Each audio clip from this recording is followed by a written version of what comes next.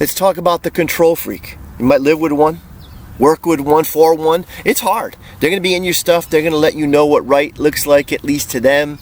And they're going to be relentless about it.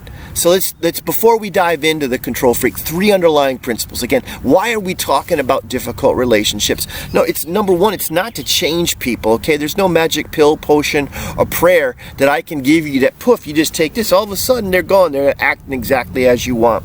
It's really about number 2, to give you tools to help you manage or even kind of leverage this difficult personality so you can kind of live or work successfully for or with them.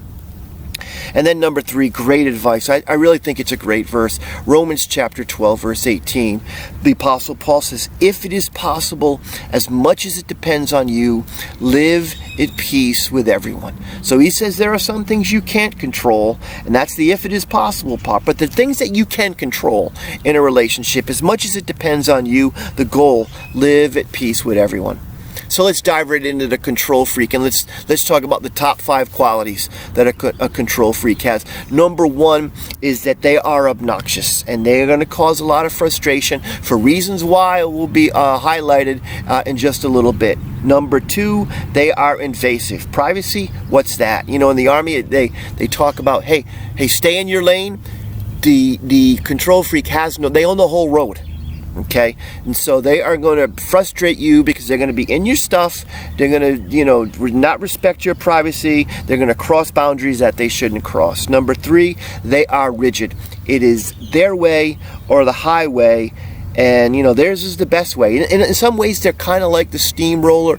But I'm going to share with you a little bit of how they can be a little different than the steamroller. But they are rigid because they're right. And don't even argue because it won't matter. They are right. Number 4, they are tenacious. Everything is life or death for them. No matter how seemingly insignificant the issue is, they are tenacious and they will not stop until you tap out. And number 5, they're resourceful. Steamrollers are just going to use force to get their way, but control freaks, they might use other methods. Instead of aggression, the steamroller, they might use passive aggressiveness. They might use rank, they might use intelligence, articulation, whatever it is. They're going to throw at you in order to get you to give in, and they can have their way. So those are the top 5 qualities of a control freak. Let's go under the hood and understand them a little bit. Number 1, control freak is beyond temperament. Not all control freaks are mean, nasty jerks. And there's a great comparison here.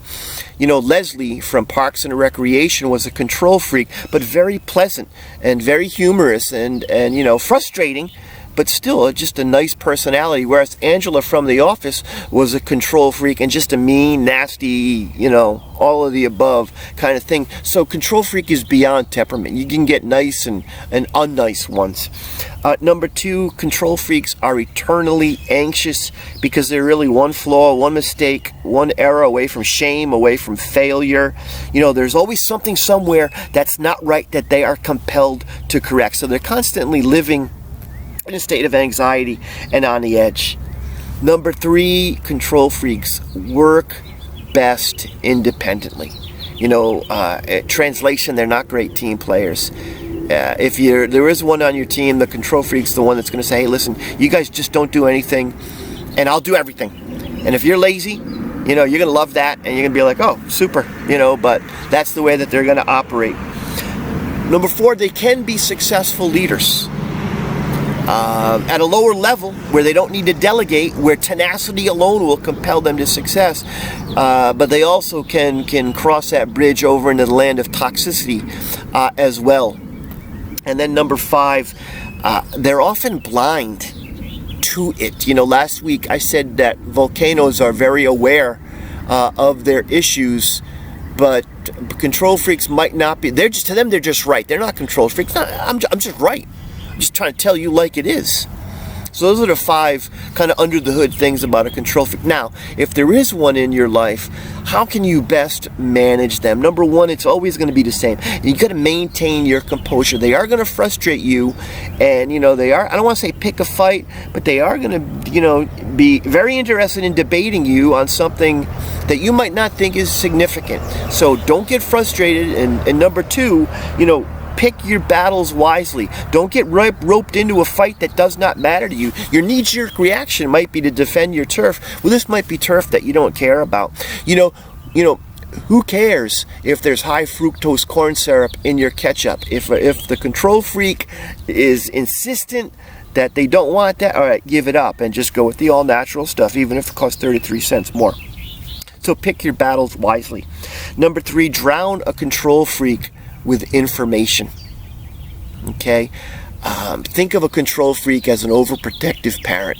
And the more that the kid calls and says, hey mom, I'm fine to eat, the less worried they're going to be. And if you just give control freaks information and let them know what you're doing, when you're doing it, it's going to help you out, and there's going to appease them a little bit. I had an XO when I was downrange.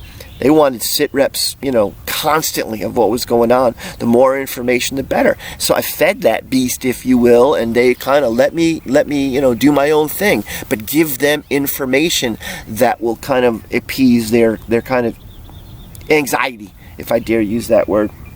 Number 4, give control freaks time to process information. If you give them a recommendation, you need to give them time to process it. Their knee-jerk reaction is going to fall in their comfort zone, which is going to be, I'm going to do it my way. But if you just kind of write it out, spell it out, let them kind of simmer on it, they're more likely to come around than if you say, hey, this is the way that we need to do it. Because they're just going to exactly, fall right back to their comfort zone, and that is going to be, no, we're doing it my way. Okay? So maybe write it out and give them time to process it.